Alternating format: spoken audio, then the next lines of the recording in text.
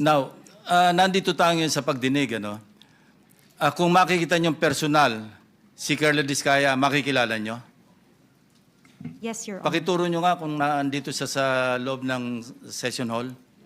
Lapitan niyo na lang kung sino dyan sa among the resource persons. Hindi, lapitan mo na lang at hawakan mo na lang sa balikat, hindi magagalit yan. Your Honor, Excuse pwede me, po bang... you will be recognized later. Okay. No? Tuloy lang natin itong proceeding muna. Sige, Miss. Before I recognize Senator Rizon Tiveros, segue lang tayo ng konti. Anyway, pwede naman balikan itong issue, including the Cabral files later. But para lang ma-dispose na natin yung dalawang bagong witnesses. Nakapag-administer na ba ito? Hindi pa.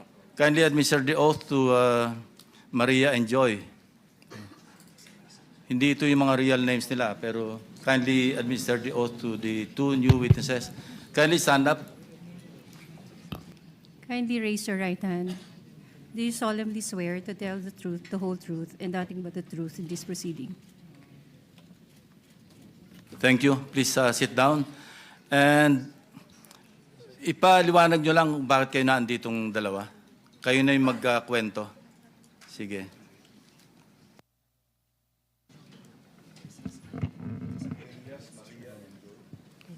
Good afternoon po. We have their real names. Nandiyan naman sa invitation. Thank you. Okay, so we are working for our boss, Rico Ocampo, who was the previous tenant of 30 Tamarind at Forbes Park. 30 Tamarind South Forbes. South Forbes, Yeah. sir. Kayo yung mga staff ni Mr. Rico Ocampo. Kami po, yes po, office staff po ni Yeah. Sir. Na siya yung tenant doon sa bahay na naibenta noong April 2023. Go ahead. That is Continue. correct, Your Honor. And then, during that time, January 29, we were CC'd sa email sa boss namin that we are being evicted January 31 at 3 p.m. Dapat nakalabas na kami ng place.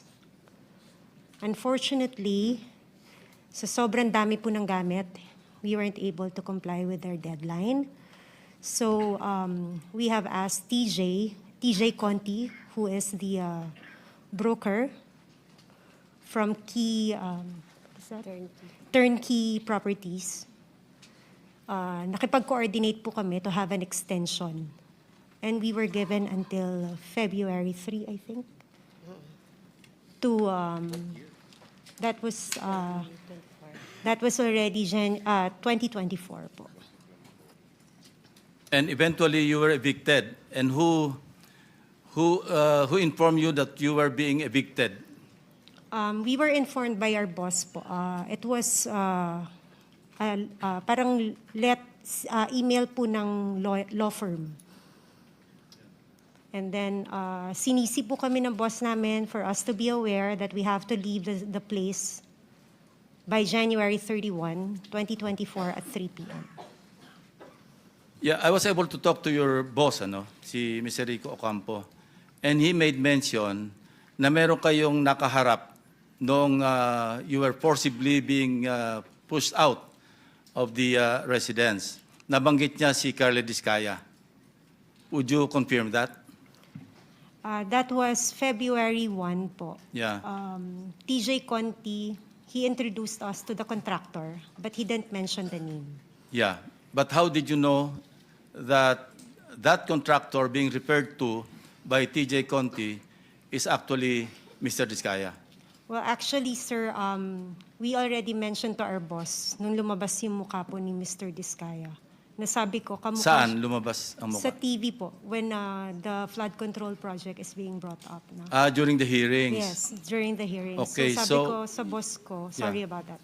Sabi ko po sa boss ko, tsaka sa colleague ko, tingnan nyo nga, ma'am, tingnan mo pong maigi itong mukha na to. Hindi ba ito yung contractor na pinakilala sa atin ni TJ Conti? And then we both agreed na siya nga. And he was physically there. He was physically there. How long did you talk to Mr. Diskaya? It's less than 5 minutes po, pero kasi natandaan namin siya because he was the one manning the people na sinabihan pa na tulungan kami para mapabilis yung pag-move out namin. Kindly narrate the conversation that took place between you and Mr. Diskaya at that point in time. Okay. During February 1 po, it was just a short introduction by TJ Conti. He mentioned that he is the contractor. And then February 2, medyo nagtagal po kasi nakiusap na nga kami na we really cannot matanggal lahat ng mga gamit dahil sa sobrang dami. And he also mentioned to us na contractor ako dito eh. Meron din kaming deadline. And then we both asked, baka pwede po namin pakiusapan yung may-ari, yung bagong nakabili ng bahay. And then he also mentioned that si Romualdez ang nakabili. And then after po nun, That's according to Mr. Diskaya. that is according Okay. to the contractors. Now, nandito tayo ngayon sa pagdinig, ano? Kung makikita niyo personal, si Carla Diskaya, makikilala niyo? Yes, Your Honor. Pakituro niyo nga kung naandito siya sa loob ng session hall. Lapitan niyo na lang kung sino dyan sa among the resource persons. Hindi, lapitan mo na lang at hawakan mo na lang sa balikat, hindi magagalit yan. Your Honor, Excuse pwede me, po bang... you will be recognized later. Okay. No? Tuloy lang natin itong proceeding muna. Sige, miss. Pareho kayo na ina-identify nyo na siya mismo yung kaharap ninyo na sinasabing ang may-ari ng bahay, si Speaker Romualdez, at kailangang umalis na kayo? Kindly answer, use the microphone. Tama po, Your Tama po, sir. So maski ngayon, sa susunod na panahon, sa ibang pagkakataon, ganyan pa rin ang inyong magiging statement.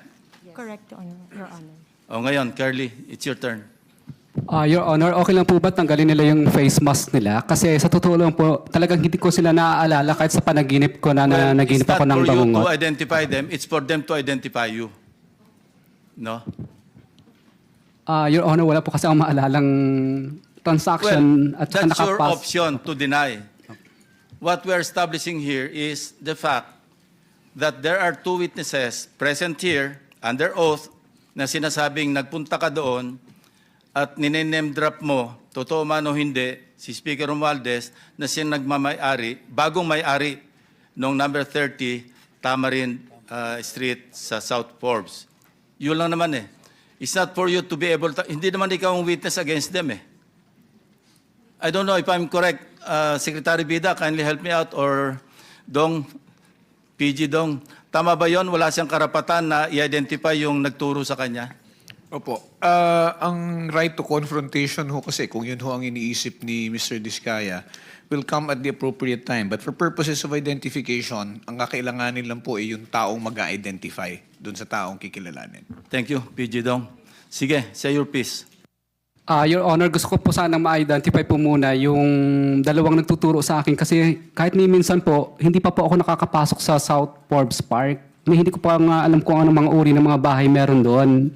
So, malabong-malabo po talaga at wala po akong inuutusan na kahit sinong broker kasi takot po akong bumili sa mga lugar na yun. Ang kaya ko lang bilhin po ng mga lupa sa lugar lang po ng mga Pasig na hindi ganun kamahal ang presyo ng lupa.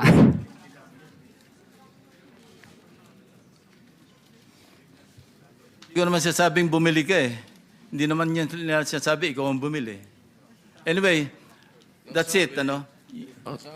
Ang sabi, Mr. Chairman, contractor daw. Ikaw daw ang contractor. Yun ang sabi. Hindi sinabing ikaw ang bibili. Your Honor, hindi po talaga, hindi pa po kami nakakapasok sa South Forbes Park. Settled na yan. Isang beses. Opo. They pointed to you, they identified you, and you are denying. Period. Mr. Chair, follow-up question. Yes, Senator Risa. Salamat, Mr. Chair. Miss, yung mas malayo sa akin, may nabanggit kayong law firm na kasama nung pagpapaalis sa inyo at pagpasok ng bagong may-ari. Aling law firm po iyon, for the record?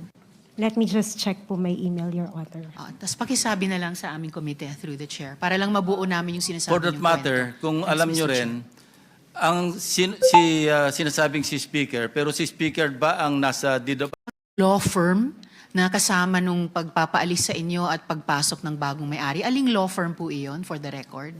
Let me just check po my email, Your Honor. Tapos pakisabi na lang sa aming committee through the chair para lang mabuo namin yung sinasabi For that niyong matter, kwento. kung Thanks, alam Mr. nyo Chair. rin, ang sinasabing si Speaker, pero si Speaker ba ang nasa deed of absolute sale? Kung hindi, sino? Kung alam ninyo. It's Golden Peasant po. Golden Peasant Holding Corporation, di ba? That is. Na ang major stockholder, isa nangangalang Paras.